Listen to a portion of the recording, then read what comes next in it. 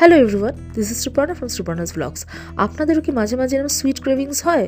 যদি আমার sweet tooth নেই বা আমি মিষ্টি খেতে খুব বেশি ভালোবাসি এরকম নয়, কিন্তু কেক, পেস্ট্রি, ব্রাউনি এগুলো খেতে কিন্তু আমার বেশ ভালো লাগে। তাই আজকে আপনাদের সাথে শেয়ার করবো একটা ঝটপট 30 মিনিটের মধ্যে বানানো চকলেট ব্রাউনির রেসিপি। So let's begin.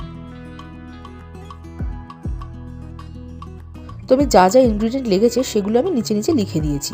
তো প্রথমেই আমি একটা ডাবল বয়লারের মধ্যে এখানে 350 গ্রাম মতো আনসুইটেন্ড চকলেট চিপস আর 2.5 স্টিক মতো, মানে বলতে পারেন এটা হচ্ছে অ্যারাউন্ড 1.5 কাপ মতো বাটার আমি এরকম করে ভালো করে মেল্ট করে নিচ্ছি।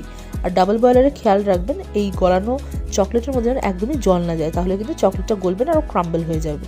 তো দেখুন এখানে কিন্তু আমার চকলেটটা একদম মেল্ট হয়ে গেছে। তো আমি এখানে একটা বড় বোল নিয়ে নিচ্ছি, যার মধ্যে এই মেল্টেড চকলেটটা দিয়ে দিচ্ছি।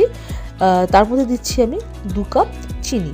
এবার চিনির মধ্যে আপনারা কিন্তু ব্রাউন সুগার ইউজ করতে পারেন। আমি এখানে half brown sugar half white sugar use করেছি। তার মধ্যে ইউজ করেছি 2 টেবিল স্পুন মতো কফি, একটু জলে ফেটিয়ে নিয়েছি। আর দিচ্ছি 4টে ডিম। আই নো 4টে ডিম দেখে খুব বেশি মনে হচ্ছে, কিন্তু আমি একটা বড় ব্যাচ অফ ব্রাউনি বানাচ্ছি, তাই আমি এখানে 4টে ডিম নিয়েছি। আর এখানে লাগবে 3 টেবিল চামচ মতো কোকো পাউডার। এবার সব কিছু ফেটিয়ে নিয়ে এর মধ্যে দিয়ে দেবো ময়দা এখানে লেগেছে আমার 1 কাপ আর 2 টেবিল চামচ মতো, কারণ এখানে খুব বেশি ময়দা পড়বে না।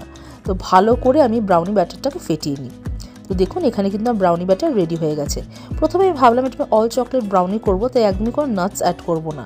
তো যাই হোক, এখানে আমি আমার ট্রে নিয়ে নিয়েছি, এটাকে ভালো করে গ্রিস করে নিয়েছি এবং ওয়্যাক্স পেপারটাও গ্রিস করে নিয়েছি।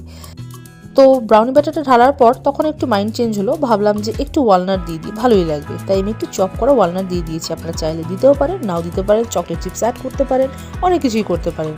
তো এবার আমি এটাকে বেক করে নিচ্ছি 30 মিনিটের জন্য 350 ফারেনহাইট বা 180 ডিগ্রি সেলসিয়াস প্রিহিটেড ওভেনের মধ্যে। এর থেকে বেশি বেক করলে না ওই ফাজি ব্যাপারটা থাকবে না, অনেকটা ব্যাপারটা কেকি হয়ে যাবে। তো আপনাদের যে ফাজি পছন্দ তাহলে কিন্তু তোমরা 30 মিনিটস বেক করবেন, আর যদি একটু কেকি পছন্দ তাহলে go for around 32 to 35 minutes. তো আমার কিন্তু এখানে ব্রাউনি একদম রেডি হয়ে গেছে। আমি 20 মিনিট এটাকে রেস্টিং দিয়েছিলাম, তারপরে আমি কেটে নিয়েছি। দেখুন এটা কতটা ফাজি হয়েছে, অ্যান্ড আই লাভ ব্রাউনি। তো এই ছিল আজকে আমার ভিডিও অ্যান্ড রেসিপি। সবাই ভালো থাকবেন, সুস্থ থাকবেন, দেখা হচ্ছে পরের ভিডিওতে। টাটা।